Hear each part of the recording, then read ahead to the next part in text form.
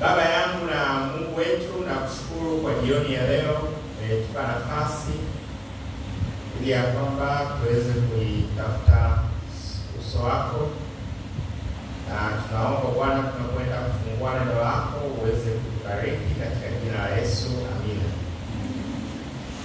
Niendelee kuhamasisha muone ibada ni sehemu ya kwanza katika maisha yenu, hasa mnapokuwa kwenye vyuo. Mimi binafsi ninapenda watu wa kwa njiani,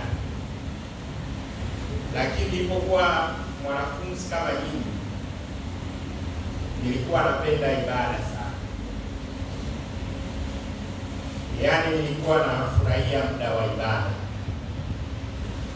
na ndio maana naona Mungu ameendelea kunibariki mpaka leo. Yawahi kunipungukia. Leo tutakuwa na somo maalum nzuri, hasa ukizingatia kwa ambao mnafuatilia, huu ni mwezi wa kizungu anaita mental health awareness. Kwa maana ya kwamba yani niseme Kiswahili kisipi sana vizuri zaidi, lakini wanasema ni mwezi wa kuhamasisha juu ya changamoto ya magonjwa ya akili. Katika taaluma yangu mimi pia kama mchungaji nimesoma haya mambo na ninauelewa wa sehemu fulani, sio sehemu kubwa, ila ninauelewa wa sehemu fulani. Kwa hiyo somo la jioni hii ya leo nitasema mcheki jirani yako kama yuko sawa. Mcheki jirani yako kama yuko sawa. Yaani kama unampenda mcheki jirani yako. Mcheki jirani yako. Kuna uwezekano mkubwa hayuko sawa. Yaani kuna uwezekano mkubwa hayuko sawa. Yaani usione watu wanatembea hivi. Hata usione huyu mchungaji anatembea hivi. Yaani matatizo ya magonjwa ya akili sio kwenu nyinyi wanafunzi, lakini ni watu wote. Wafanyakazi wana changamoto hii. Wanafunzi wana changamoto hii. Wazazi wana changamoto hii. Viongozi wa kidini wana changamoto hii. Viongozi wa serikali wana changamoto hii. Kwa hiyo jioni hii, kwa sababu ni mwezi wa mental health awareness, nataka tushare neno la Mungu linaweza kutusaidia. Wale ambao mko kwenye grupu ile la TUCASA ambao mna namba yangu, nimeshare signs za kutambua mtu ambaye ana depression. Depression ni misongo. Sonona.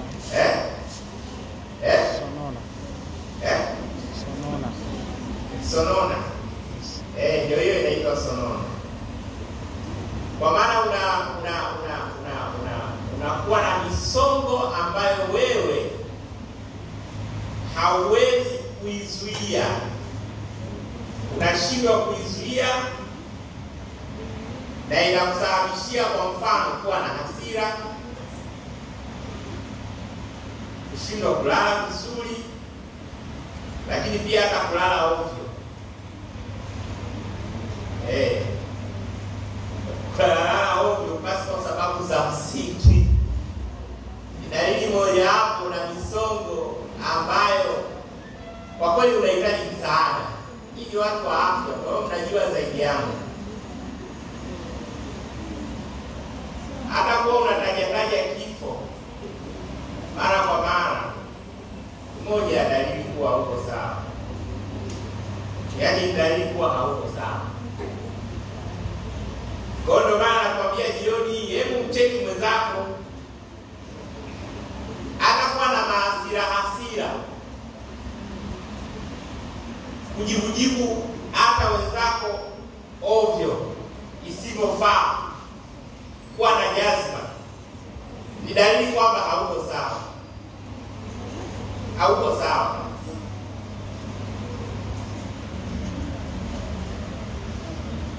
Ni dalili kuwa hauko sawa. Hata mimi nadhani kuna mahali pia siko sawa, pamoja na kwamba ni mchungaji, nina vitu vingi vinanisumbua sana, na in fact nahitaji msaada wakati fulani. Yaani unakuwa wazi, unajua ukishakuwa wazi, ukiwa na hizo shida, ukishakuwa wazi ni rahisi kupata msaada. Lakini ukijificha ukasema unajua, hawezi kupata msaada. Wiki hii nilisoma article moja, naambia huwa napenda kufuatilia taarifa za habari. Huyu ni mwanajeshi. Hizi dalili zote hizo za wagonjwa. Ni mwanajeshi kabisa, ana ajira nzuri kabisa. Na ana mke wake mzuri kabisa. Na mtoto mzuri. Lakini unajua alichokifanya. Sijajua nini kilikuwa kinaendelea kwenye akili yake. Ameua mke wake mzuri, mke wake ambaye alikulipia mahali na amemuoa.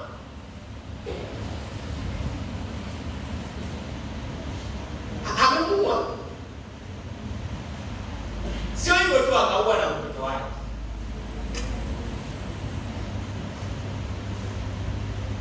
Sio hivyo tu, na yeye akaenda akajiua.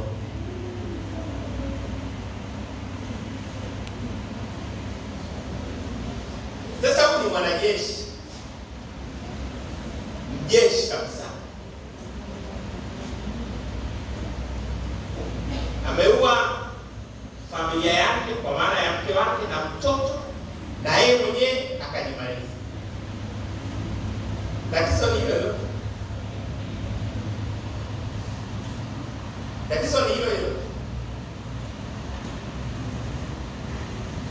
Hiyo ndio unaweza kumcheki rafiki yako.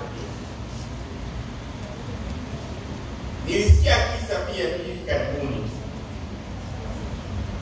na sio kisa, nilisoma kwenye gazeti online.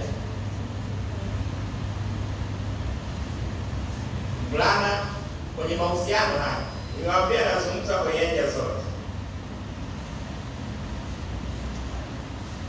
Tena ni mwanafunzi kama nyinyi mlivyo wanafunzi. Kaenda kamnyima raha ya dunia, alafu akakundua na mwingine, akasema ya nini sasa? Wewe si unaenda kwa mwingine, ngoja mimi nikuonyeshe. Alienda akamua ile kitu, alimua na yeye akajimaliza.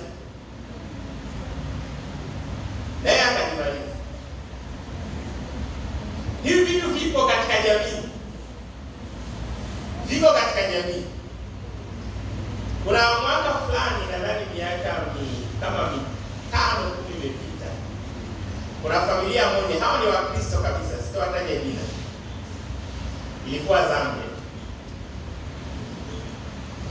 Mwanamke alienda, sijui ni shida ya migogoro, akamuua mume wake.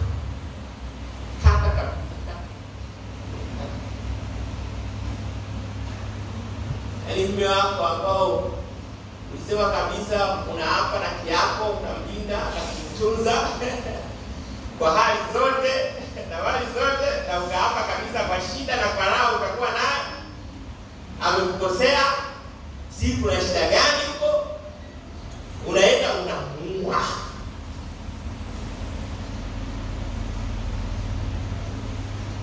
Yote haya ni matatizo ya akili. Hata ukiona zako, jua kuna shida, kuna vitu vinaendelea huko, changamoto za kiuchumi, changamoto za mahusiano, changamoto za ada, wafanya biashara, mikopo. Nilikuwa mahali pale walikuwa wanasema kuna vikoba vingine sikamua toa damu, hivyo vikoba vyote vyote hivyo ni moja ya mambo ambayo yanafanya watu kuishi na misongo, na hatimaye kukosa msaada wanafanya nini? Wanajiua. Hapo unafeli kila wakati mtihani hapo. Disco mnaruhusiwa kurudia mara ngapi? Mara ngapi? Mara mbili, mara moja? Kuna mmoja alirudia karibu mara mbili. Si mara mbili, mje mnajua yenyewe huko Tanzania. Akasema hapa hii siwezi tena, maana akaambiwa utoendelea, alisoma medicine na alijiua mwanafunzi. Niliwaambia last week niliongea na mwanafunzi mmoja, nikagundua huyu ana shida. Ana shida. Maana kila sentensi anayoitamka anazungumza kifo. Kila anachozungumza kifo. Kila anachozungumza. Mcheki jirani yako, mwangalie. Usizani anatembea yuko sawa. Mwili amevaa lakini kuna mtu hayuko sawa naye. Cheki rafiki yako, pigie simu. Ongea naye, Bwana asifiwe. Mpigie simu, ongea naye. Muulize hivi unaendeleaje rafiki yako? Kuna mwingine hapa ashakosana na girlfriend wake ama boyfriend wake hapa. Mambo hayako sawa. Unamwona tu hapa. Na moja ya sababu tutamsaidia hata kufeli na mitihani. Iko hapa. Usione anatembea kuchakuko juu. Kuna shida. Na macho ametoa.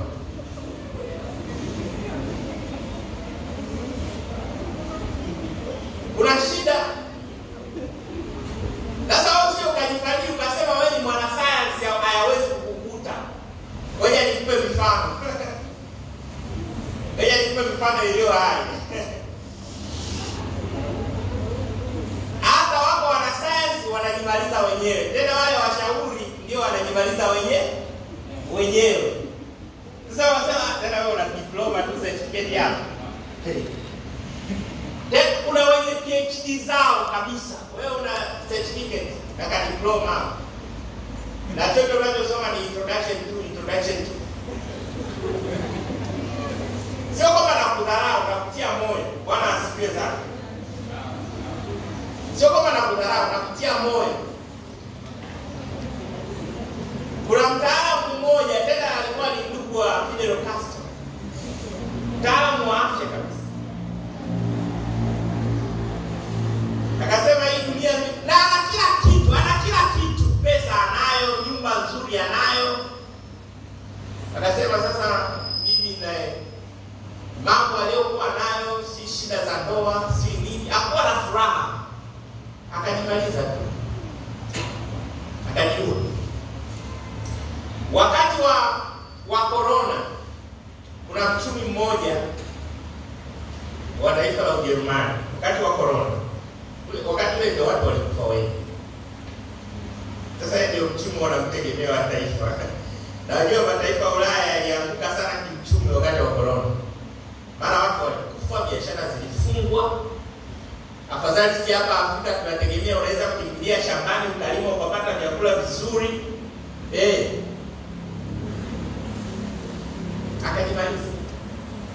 Akajimaliza.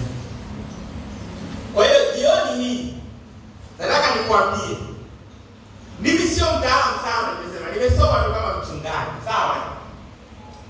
Lakini kwa sababu tunasema ni mental health awareness month. Na inaisha tarehe 18. Ni vizuri Ni vizuri ukatafuta msaada ukianza kuziona hizo dalili. Haulali vizuri, haupati usingizi vizuri katika hali sio ya kawaida. Unafili ni mwenye hatia sana.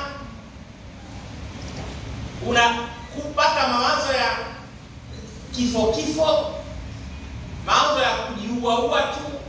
Ni vizuri ukatafuta msaada. Bwana asifiwe sana. Unafili kuchoka kusio kwa kawaida. Yaani unafili kuchoka kusio kwa nini? Kwa kawaida, yaani mwili umeona hauko katika hali ambazo sio za kawaida. Ni vizuri ukatafuta msaada. Bwana asifiwe sana. Maana inaweza ikafikia mahali hata kwenda chooni haja haitoki.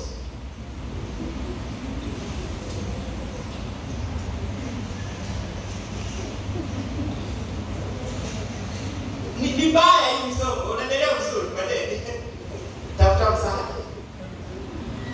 Mahusiano yako unaona kabisa umeingia kwenye mahusiano, kila unapojaribu tulia. Bwana asifiwe. Unakosa concentration vizuri kwenye masomo. Jiulize sababu zinazokufanya ukose concentration kwenye masomo ni nini? Mimi naamini kuna wengine hapa mnaweza hapa mnaniangalia hata mko darasani, lakini concentration kwenye masomo hamna. Ukiziona hizo dalili, unasoma uelewi. Mwalimu unamtazama tu hivi, utazame unaelewa. Unaandika utazame unaandika, unaelewa unachoandika, unaandika tu, lakini kichwani hamna kitu. Tunakuona huko bize unaandika lakini hamna. Wako namna hii.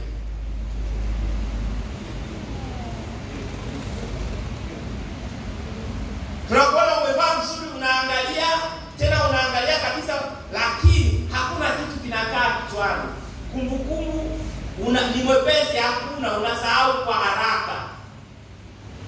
Kuna mmoja aliniambia, basa mimi siku kama ile concentration yangu ya kusoma imeanza kupungua tofauti kidogo. Nikamwambia nataka nijue dalili, sababu ni nini. Kwa tunaendelea kuangalia ili tujue sababu. Wanasifiwe sana. Lakini najua sababu zinaweza zikawa hizi ni moja ya hizi sababu ninazozitaja. Kwa hiyo mcheki jirani yako. Bwana asifiwe sana.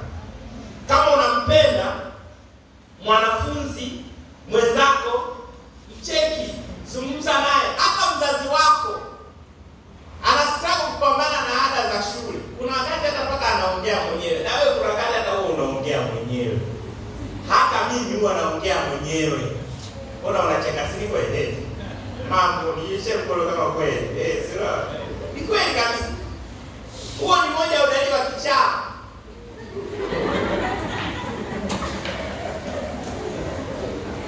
Yaani kimsingi kwenye hii taaluma wote tunaotuko hapa ni kichaa, hata mimi ni kichaa. Ila shida ni kwamba wewe hauokoti makaratasi. Wewe au vai mangoma machafu. Lakini ni kichaa.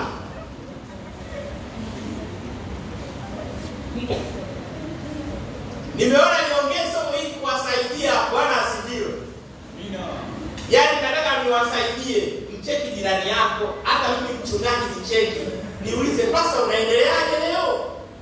Maana si unajua niko mwenyewe, si ndio? Kuna wengine hapo huwa mnaniuliza naendeleaje. Cheki hata mwalimu wako. Mcheki. Lakini mnatoka haraka mtakuwa mnaiza shida. Tusome Wafilipi 4 mstari wa 6. Somo liwafurahisha sana. Wafilipi 4 mstari wa 6. Wafilipi 4 mstari wa 6 inasema hivi. Sasa wewe yasikusumbue, nakupa kanuni chache natural za kusaidia ili uweze kuondokana na hayo. Bwana asifiwe sana. Bwana Yesu asifiwe. Kama mchungaji. Wafilipi 4 mstari anasema msisumbue kwa neno lolote, kila neno kwa kusali na kuomba pamoja na kushukuru, haja zenu zijulikane na Mungu. 7, na amani ya Mungu itoayo akili zote itawahifadhi mioyo yenu na nia zenu katika Kristo Yesu. Sasa wewe haya mambo yote, mahusiano, si masomo, umefeli kidogo, si umefanya nini, yasikusumbue. Sawa rafiki yangu? Yasikusumbue. Boyfriend yasikusumbue, girlfriend yasikusumbue. Tatizo la ada lisikusumbue. Piga makofi kidogo basi. Bwana asifiwe sana. Tena boyfriend mwenyewe ana pesa ya nini ya kupewa ya pocket money wa nini? Waachana naye, asikusumbue. Bwana Yesu asifiwe sana. Wachana naye. Ugonjwa usikusumbue. Haleluya. Bwana asifiwe.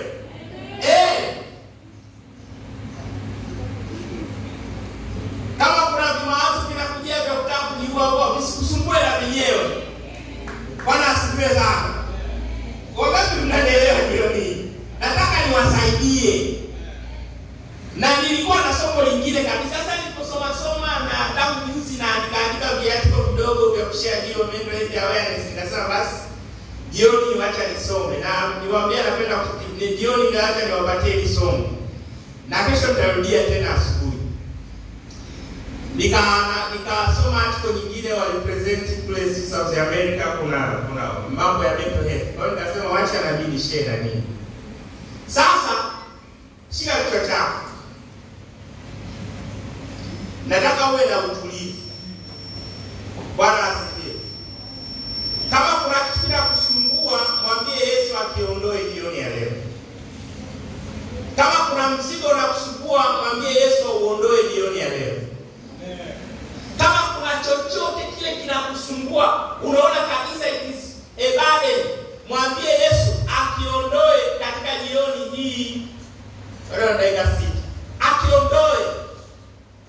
Alafu sasa hebu jiulize sababu za hicho kinachokusumbua ni nini. Sawa sawa? Sababu zake. Ukishaelewa, tafuta njia za kuweza kutoka.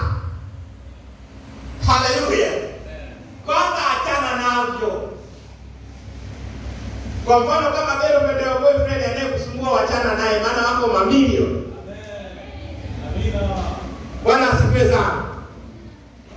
Sinaeleweka vizuri. Kama ni hasira, wachana nayo. Wachana nayo. Wachana nayo.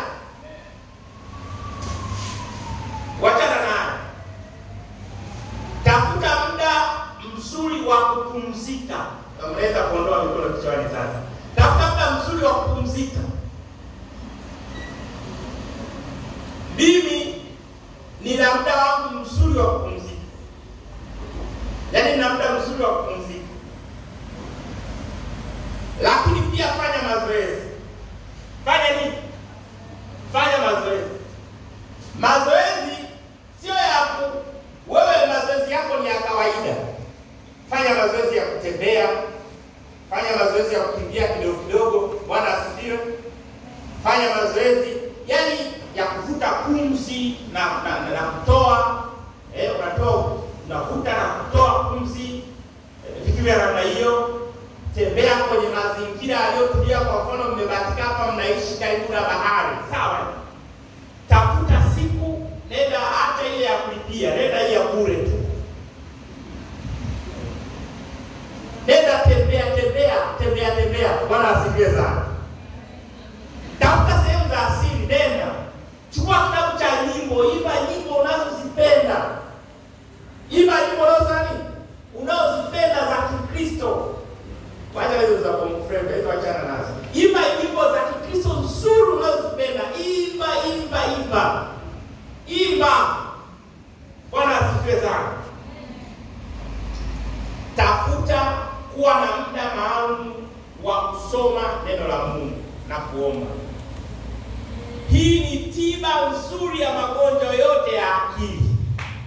Piga makofi. Hii Biblia ni tiba nzuri ya magonjwa yote ya akili. Isaya 9 mstari wa 6. Inasema mshauri wa ajabu nani? Amezaliwa. Yeye ni mfalme wa amani. Bwana asifiwe sana. Na yeye ndio ambaye anaweza kutuponya na magonjwa yote na masukufu yote. Hiyo ndio tiba ya juu kabisa kuliko zote. Tiba ya asili kabisa. Na mimi ninachowaambia imenisaidia. Kwa mfano, sijisifu lakini namshukuru Mungu. Kila siku naandika articles. Wangapi wale wanasoma articles zangu? Ndio kwa. Okay, naona mikono. Kila siku naandika, unaona narudia. Kile. Amna. Hiyo sio kawaida, ni nguvu tu. Inamaanisha kwamba afya yangu ya akili kidogo iko vizuri. Na uwezo wa kuandika kila siku naandika. Hata leo nisema kwamba nisiandika, lakini tangu kifika ule tu naandika. Tafuta kitu ambacho kizuri kinaweza kufanya kuwa busy. Nizoeshe kufanya kile kitu ambacho kinaweza kufanya kuwa busy. Lakini epuka kukaa peke yako. Hii social gathering ni tiba. Usikae peke yako. Na ukimwona rafiki yako anapenda kukaa peke yake, hata kama mko hapa darasani peke yake, hapo utakuwa na shida.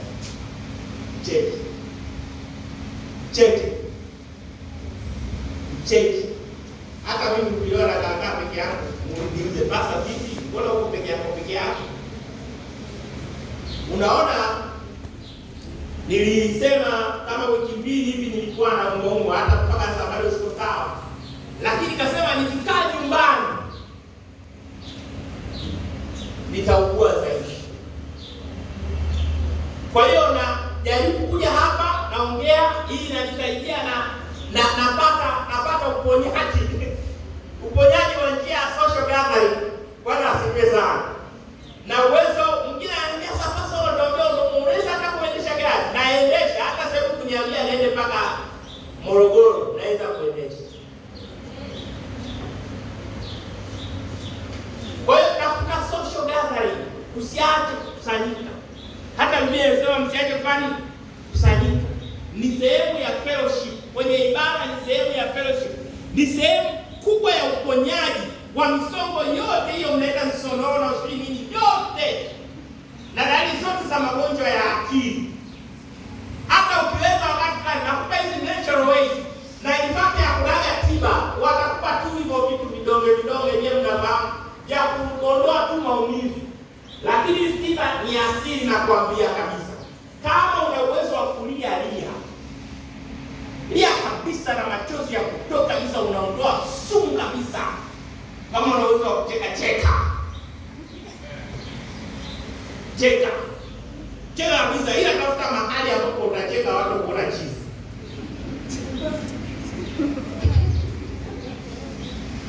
Lia. Karibendo lia. Bwana asifiwe.